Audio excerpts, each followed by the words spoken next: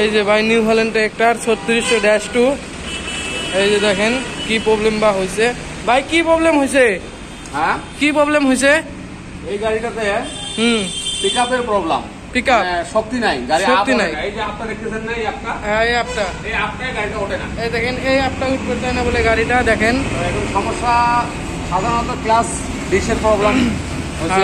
Class ডিশের problem class হয়েছে। Dish হচ্ছে, class ডিশের মধ্যে মোবিল আসছে, সেটা চেক করবো আজকে। হ্যাঁ এই যে নাটটা খুলে দেখবো এখানে মোবিল আসে কি নাই। এখানে মোবিল মানে আসতে লাগে না।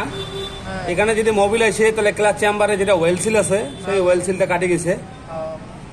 তো আজকে এটা চেক করবো।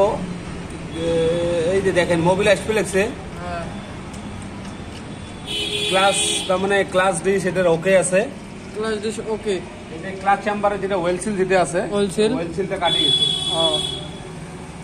এটা এখন দেখেন মোবিল টেবিল সব এখানে সব ওকে আছে। এখানে এই যে মোবিলটা যে পড়তেছে, যে এখানে মোবিলটা মানে পড়া লাগে না, এখানে শুকনো থাকতে লাগে। মোবিল আসতেছে তার মানে চেম্বার ফাটে গেছে।